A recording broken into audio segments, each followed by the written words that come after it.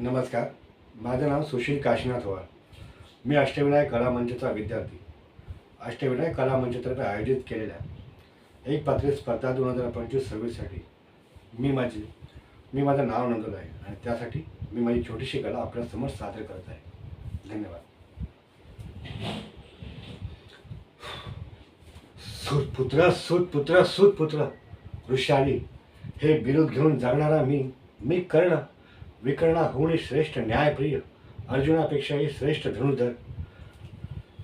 गांडीव गांडीव हे शस्त्र कुणाचं? माझंच ना, परंतु ते चोरलं कोणी? माझ्याच धाकट्या भावानं.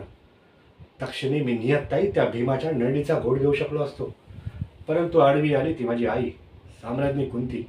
मी म्हणालो तिला, माते, तुला 6 पुत्र ना, त्यातील 5 जिवंत राहतील, एकाचाच वध मी करणार. मी जर वाचलो तर मी तुझा 5वा पांडव पुत्र असेल, परंतु तुझ्या 6 पुत्रापैकी एक पुत्र या युद्धभूमीवर कायमचा संपेल.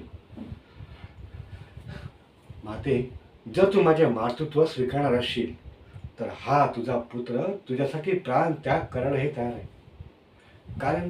कारण मला फक्त आई हवी आहे. आई, जी साऱ्या जगाला ओढून सांगेल की ज्या अंगरात सर्वश्रेष्ठ नरेशाला तुम्ही सूतपुत्र म्हणून हिणवत आहात, तो माझा ज्येष्ठ पुत्र कर्ण आहे. पण नाही तेवढा धरिष्ठ माझ्या आईच्या हृदयात, जिचा पहिला पाणा, पहिला स्तन्य प्यायचा अधिकार माझा होता. तो मी कर्ण, एक अस्तन्य शावक आहे. आणि हेच दुःख आहे माझ्या आयुष्यात. बाकी या कर्णाच्या आयुष्यात कोणत्याही दुःखाला थारा नाही. ऋषाली, मी जर अर्जुनाचा शिरच्छेद केला नाही तर माता कुंतीचा 6वा पुत्र मी असेल. मी सूतपुत्र कर्ण, ज्याने पितामह भीष्मांनाही निहत्ता केलं होतं, असा हा तुझा पती, एक अनोळखी पांडव. कृष्ण हाच एकमेव शत्रू आहे माझा. तोच छळ कपट्याने मारू शकतो मला. अन्यथा भातृदेव दुर्योधनाशिवाय मी माझे प्राण कोणाच्याही चरणाशी वाहणार नाही. मी सूर्यपुत्र आहे, ना मला कोणी सूर्योदयात मारू शकत, ना कोणी सूर्यास्तात मारू शकत. वृषाली, मला त्या कृष्णाचा वध करायचा आहे, परंतु तो चतुर राक्षस त्या अर्जुनाचा सारथ्य करतोय.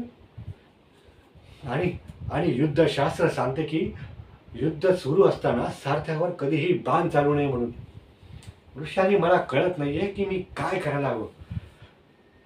मला खरंच कळत नाहीये. हे जे युद्ध आहे ना, ते अर्जुन माझ्याशी खेळतच नाहीये.